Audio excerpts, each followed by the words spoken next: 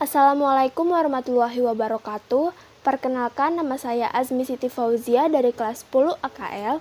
Di sini saya akan menjelaskan mengenai komunikasi bisnis. Sebelum itu, kita perlu memahami terlebih dahulu pengertian komunikasi. Secara etimologi, komunikasi berasal dari bahasa Latin communis yang berarti bersama. Sedangkan menurut kamus, komunikasi meliputi ungkapan-ungkapan seperti berbagi informasi atau pengetahuan, memberi gagasan atau bertukar pikiran, informasi, atau sejenisnya dengan tulisan maupun ucapan. Sedangkan bisnis dalam Kamus Bahasa Indonesia diartikan sebagai perniagaan, perdagangan, atau dagang. Jadi, secara sederhana dapat dikemukakan bahwa yang dimaksud dengan komunikasi bisnis adalah komunikasi yang digunakan dalam dunia bisnis yang mencakupi komunikasi verbal dan nonverbal. Pengertian komunikasi menurut para ahli. Menurut William J. Seller, komunikasi adalah proses di mana verbal dan nonverbal dikirimkan, diterima, dan diberi makna. Menurut M. J. Namar SH, komunikasi adalah seni menyampaikan informasi dari ide satu ke ide yang lain. Sedangkan menurut William Albick, komunikasi merupakan mentransfer simbol yang berarti antara individu. Dalam komunikasi terdapat 5 unsur. Komunikator, siapa yang mengatakan? Pesan, mengatakan apa? Media, melalui media apa pesan tersebut dikatakan? Komunikan, kepada siapa pesan tersebut dikatakan? Dan efek, apa dampak yang terjadi bila pesan tersebut dikatakan. Nah, sedangkan aktivitas komunikasi dalam bisnis ini terdapat unsur-unsur yang lain, unsur tertentu, sebagai berikut. Yang pertama terdapat tujuan. Komunikasi memiliki tujuan yang telah ditentukan dengan tujuan organisasi. Kedua, adanya pertukaran. Komunikasi melibatkan 2 orang atau lebih antara komunikator dan komunikan. 3. Berisi informasi, gagasan, opini, dan instruksi, di mana bentuknya bisa beragam sesuai situasi, kondisi, dan tujuannya. Keempat, memanfaatkan saluran, baik personal maupun impersonal, seperti bertatap muka, memanfaatkan media khusus atau media massa. Kelima, memakai simbol. Yang dimaksud simbol ini adalah metode atau alat yang digunakan lebih simpel, agar mudah dimengerti. Keenam, pencapaian target, yaitu target yang telah ditetapkan oleh manajemen. Selanjutnya ada macam-macam komunikasi. Yang pertama, komunikasi verbal. Komunikasi verbal merupakan salah satu bentuk komunikasi yang digunakan untuk menyampaikan pesan-pesan bisnis kepada pihak lain melalui lisan ataupun tulisan. Bentuk komunikasi ini memiliki struktur yang teratur dan terorganisasi dengan baik. Contohnya seperti berbicara, membaca, menulis, dan mendengarkan. Manfaat komunikasi verbal yaitu spesifik, mengarahkan tujuan yang jelas. Kedua, dapat membangun kepercayaan. Ketiga, menghemat waktu luang. Yang kedua ada komunikasi nonverbal.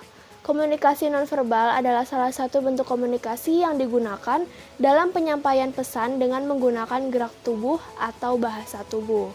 Seperti menggertakkan gigi menunjukkan kemarahan, menggeleng kepala artinya menolak, menganggukkan kepala artinya setuju.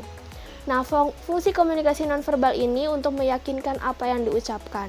Kedua, menunjukkan perasaan atau emosi yang tidak bisa diutarakan dengan kata-kata.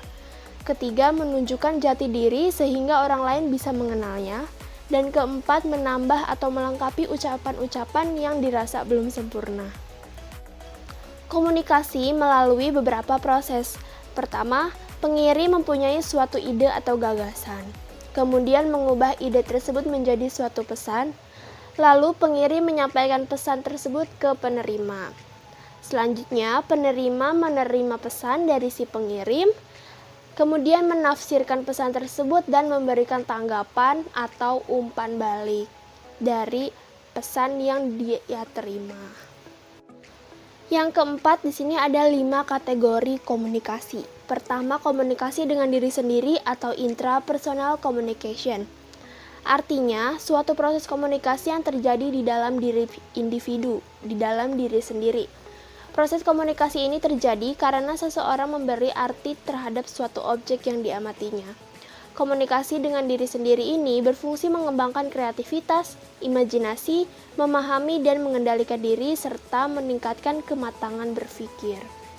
Yang kedua, komunikasi dengan antar pribadi atau interpersonal communication adalah proses komunikasi yang berlangsung antara dua orang atau lebih. Komunikasi antar pribadi ini berfungsi untuk meningkatkan hubungan insani, menghindari dan mengatasi konflik, mengurangi ketidakpastian, serta berbagi pengetahuan dan pengalaman kepada orang lain. Yang ketiga ada komunikasi kelompok kecil atau small group communication. Komunikasi kelompok kecil adalah komunikasi yang berlangsung antara 3 orang atau lebih secara bertatap muka. Komunikasi ini berfungsi untuk melatih kebiasaan berbicara di depan orang banyak dengan cara bertahap melalui 3 orang, 4 orang, 5 orang, dan seterusnya. Yang keempat, komunikasi massa atau massal communication. Komunikasi massa adalah pesan yang dikirim dari sumber lembaga kepada khalayak yang bersifat massal melalui alat-alat mekanis seperti TV, radio, surat kabar, atau film. Ciri-ciri komunikasi massa, pesannya ini bersifat terbuka. Penerima adalah khalayak yang variatif dan penyebarannya cepat, serempak, dan luas. Komunikasi massa berfungsi untuk menyebarluaskan informasi, meratakan pendidikan, merangsang pertumbuhan ekonomi, dan menciptakan kegembiraan. Yang kelima, komunikasi publik atau public communication. Biasa disebut komunikasi pidato, kolektif, atau public speaking. Ciri-ciri komunikasi publik disampaikan kepada khalayak yang lebih besar dalam situasi tatap muka. Penyampaian pesan berlangsung kontinu dan penerima tidak dapat diidentifikasi satu persatu. Komunikasi publik berfungsi untuk menumbuhkan semangat kebersamaan, mempengaruhi orang lain, memberi informasi, mendidik, dan menghibur.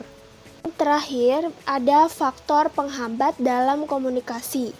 Pertama, masalah mengembangkan pesan. Biasanya masalah ini seperti munculnya keraguan tentang isi pesan, kurang terbiasa dengan situasi yang ada atau masih asing dengan audiens, dan adanya pertentangan emosional atau kesulitan dalam mengekspresikan ide atau gagasan.